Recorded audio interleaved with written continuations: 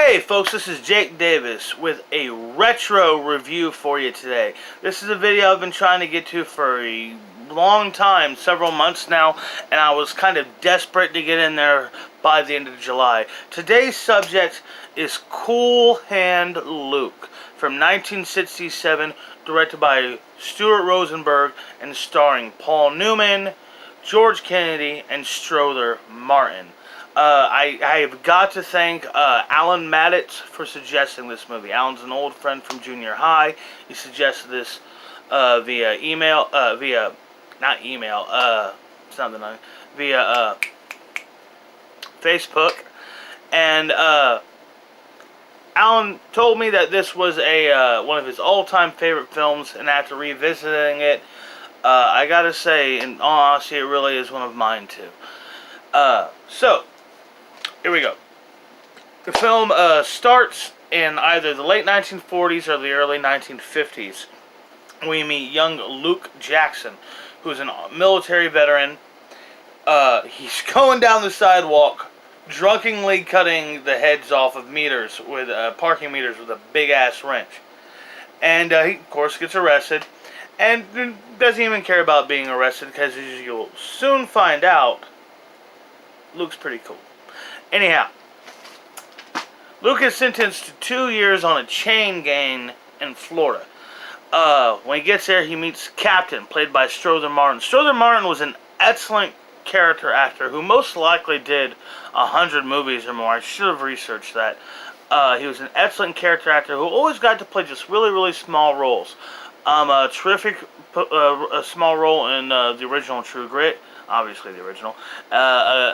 Excellent as one of the just vulture-like villains, and Sam Peckinpah's The Wild Bunch, as well as a terrific performance in The Man Who Shot Liberty Valance as one of Liberty Valance's henchmen. It was always small roles. He always stood out. He was always good. But with Cool Hand Luke, you finally got to see Strother Martin play a real character with potential to steal the show. Now, while the Captain is a great character and Strother is terrific, and he hands down has the most famous line in the movie, which I'll try to get to. I'll try to save that. He doesn't steal the show. Now Luke gets there and he's instantly like rattling cages, just because he has this natural contempt for authority, which is why this is such a poetically American story. Anyhow, he's in the chain gang, and he's not just, fucking with the bosses in the yard. He's fucking with the bosses in the cage, too, man. Because the top guy is Dragline. Oh, my God. You just want to see a goddamn freight train of charisma. Check out George Kennedy in his Oscar-winning performance as Dragline. It is amazing. It is an amazing performance, unstoppably quotable, and that goes for this whole movie, by the way. Just certain movies, once you start quoting them, I just kind of get stuck saying one line after the other, and I'll just be quoting the movie like until I annoy the people around me. Cool Hand Luke's one of those movies. Oh Brother, Where Art Thou is one of those movies. Okay, so Luke, he's pushing it, he's fucking with the guards, and he's fucking with Dragline. Dragline gives first. Dragline is sick of it when they go. Breaks it down is Lucille. Lucille is when they're working the road, they're putting down the goddamn street. This sexy woman comes out to wash her car, who is played by Mark Harmon's sister, his fine-ass sister. And just Dragline that night is just kind of making everything worse. Just go talk about my Lucille. Woo. Anyhow, and just, it's prison, it's not like you can comfortably deal with yourself in a situation like that. I've never been like that, but I would. Never mind. It's not your business. Anyhow, And Dragline, after Luke tells him to shut the fuck up, more or less, Dragline challenges him to a fist fight in the morning. One more thing about Lucille. Lucille has always been this gag. Like I said, with the quotability of this film. Like if you've ever worked outside and you've seen this film, most likely you've used the take shirt off your boss. You've used that line. We got Babaluga, we got a bet here, something like that. I know I definitely have, like I said. But the Lucille thing is, last year, my job, the kitchen I work at, they misordered like this really nice knife. And I asked to keep the knife, and they were nice enough to give it to me, and let me keep the knife. And I keep it at the store. I didn't bring it home. It's my work knife, and I take care of that knife, keep it sharp. And I've had it for over a year, and knives last a few weeks at that place. We go through knives. But I named my knife Lucille. She's named Lucille after Lucille. Anyhow, so we get to the fist fight. Dragline, if you didn't know, was played by George Kennedy. And if you know, George Kennedy is about 3 men stuffed into one. He's a big motherfucker. He beats the shit out of Luke. But Luke is, he's resilient. He's got the heart of gold, man, the stamina of a warrior, the champion, all that kind of shit. But it's, all just as a give a shit. And it doesn't, whatever. Yeah, I can get up. I can take a few more punches. Fucking ain't gonna keep me down. I ain't gonna give you the pleasure of seeing me stay in the fucking dirt. So he keeps getting up, he keeps getting up, he keeps keeping up, getting up until, I shit you not, Dragline is just sick of whooping the man's ass and goes back inside. So, later that night, they're playing cards. And fucking Luke beats him in a crazy bet. Another great, terrific scene. But he's got a shit hand, crazy hand full of nothing. If you know Breaking Bad, that's where that reference came from. And after that, Dragline is just in love. Fucking Cool Hand Luke. Gives him the nickname, and he is his boy. After this, the film kind of goes into a bit of a comedic route. And that's a very interesting thing. I've always compared this film to, there's almost like this bizarre subgenre of really, really serious and sometimes extremely dark dramas that are just absolutely hysterical. I mean, they're fucking hysterical films. You watch them and you'll laugh your ass off the whole movie. Cool Hand Luke's one of those. American Beauty is one of those. Taxi Driver, Django Unchained. It's kind of weird how these films, a movie like that work. I mean, how you can keep the balance of doing something so serious and something so dark, yet provide so much levity on such a consistent level as well.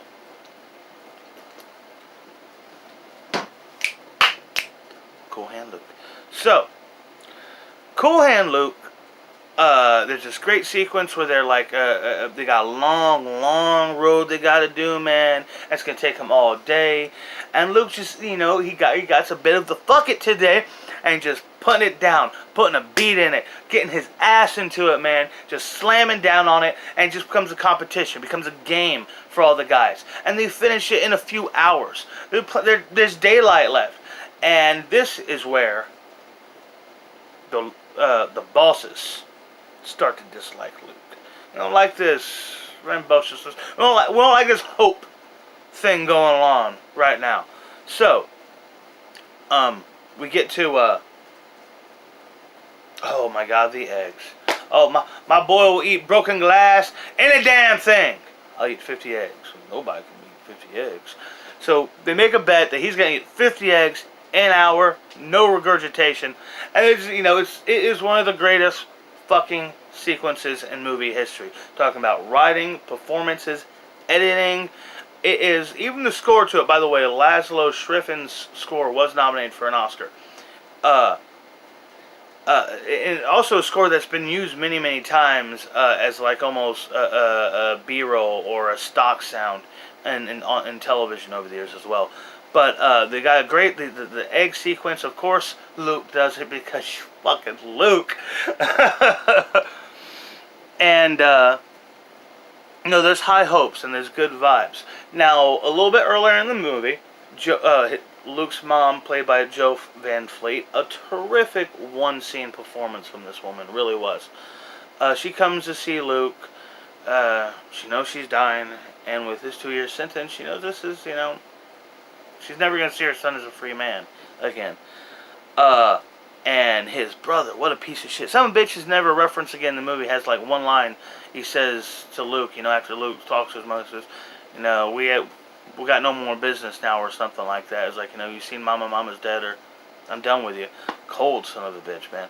Man, I don't want to know more about that motherfucker, you know what I mean? I caught it. Anyhow, so, so around the time, back to where I was in the story, Luke's mom dies.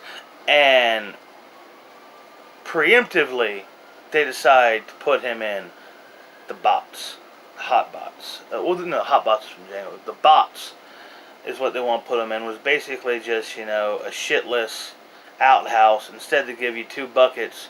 I guess don't mess them up. Would it matter even? But it's fucked up. Put him in the bots. He hasn't tried to run. He hasn't started a fight. He hasn't, he was in a fight. He didn't start the fight, though. But anyhow, he's been more or less a model prisoner. And they put him in the box just because his mom died. Basically punish him for losing his mother. It's a really fucked up thing they do. And even the guards know it's fucked up. Now, Luke being the stubborn, hard-ass cracker he is, now he does want to run, and he's gonna fucking run. His first attempt is running is he tunnels under their under their house, the workhouse for the boys. And he makes a run for it. Another guy makes a run for it after him. He gets caught by the dogs. Luke makes it, and we don't really see much from this run. He comes back shortly after, and then we get the line. What we have here is failure to communicate. He did that after... I fucked it up. Sorry. Anyhow, they bring Luke out of the car after catching him. Put chains on him. Leg irons. Say something. Luke smarts ass. Slapjacks him. Knocks him down a hill. And then he says the line. I fucked it up. I am sorry. I should just stop it now and give up. But I won't. I'm going to move forward. You can't give up, man. You're talking about Cool Hand Luke. Anyhow.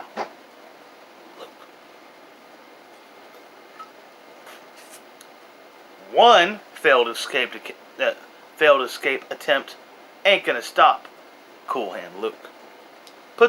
Instantly starts putting together another plan. This one involving string. Terrific scene where he's gonna take a shit behind the woods while they're out working, and the pieces of shit are shooting at him while he's not really taking a shit. He's tying the string to a bush and shaking it. But yeah, sure. He is escaping, but they don't know he's escaping. They just think he's taking a shit, and they're shooting at him. Those are assholes. That's a rude thing to do to a man on, when he's taking a shit. So, Luke's is on the run now. We get a really, really good scene here. He comes across 2 kids, and it's some kind of a work shed, or maybe even some sort of convenience store. Come to think, it's probably what it's supposed to be. Because, it is 40s, 50s, something like that. And he tells the boys, one boy to go get him an axe, one boy to go get him some chili powder. And this is great kind of repertoire he has back and forth with the one kid, I bet you can't carry that axe. I bet you can't drag it over here. I bet you can't even lift it. This kind of stuff. And eventually Luke, of course, because he's not a piece of shit, doesn't make the kid actually lift the axe and swing it. He does it himself. But tells him to stick around and watch a funny trick while he sprinkles the chili powder on his trail. The dogs run through it and start sneezing like crazy. It's, you can call it, not funny because it's kind of animal abuse, but, those are hunting dogs. Those are hound dogs hunting a man. You kind of fuck those dogs. I'm sorry, but, I love dogs too, but I don't agree on sicking dog on humans. At least, don't want to give away the ending to a different movie. Anyhow, Oh, alcohol.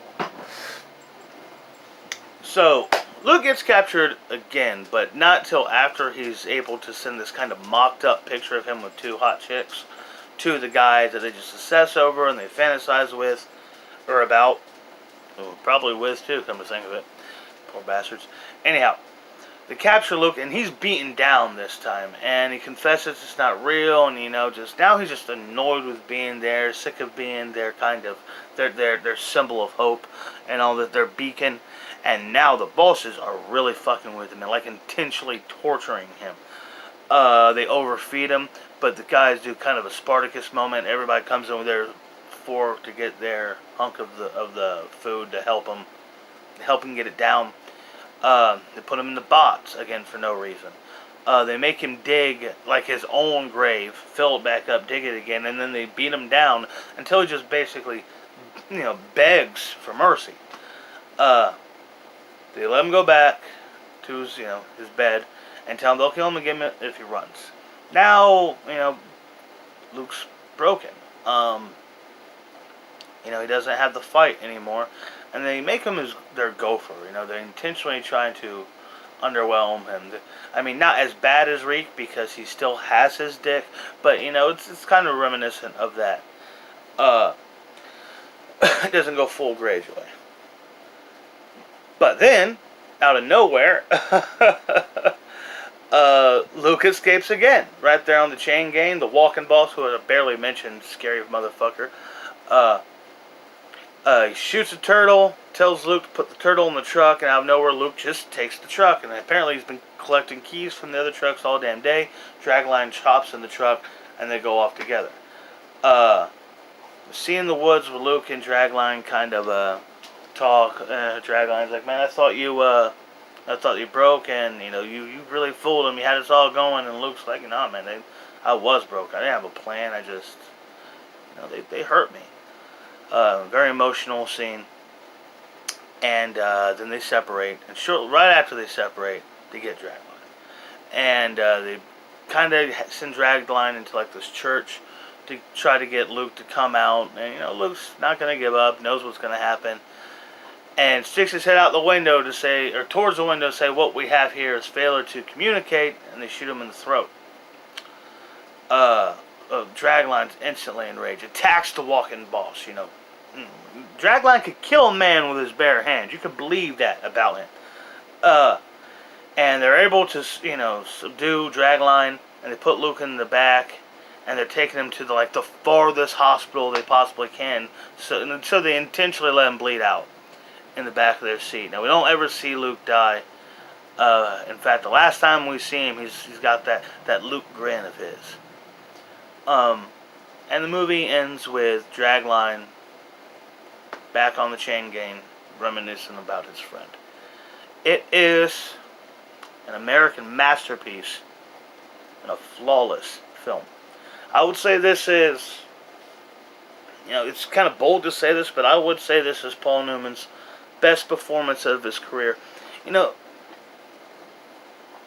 When they talk about great acting, sometimes it just seems to me, I don't want to say easy, because, it's not easy, but almost safe to get these kind of flamboyant or larger than life or real people, any kind of thing where you can lean on, where you can use kind of being drunk or being crazy or doing some sort of accent or mannerism of a real guy as almost as a crutch.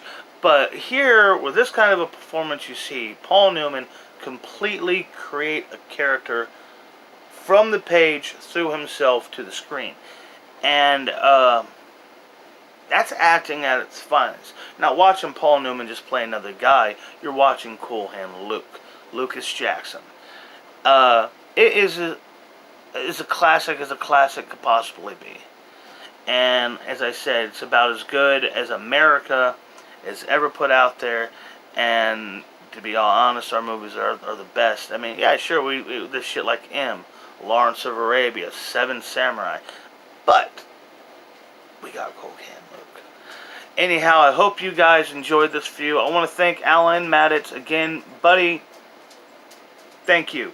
for recommending this movie. I could not have had more time watching it or talking about it. I'm Jake Davis, and I'll catch you on the fly.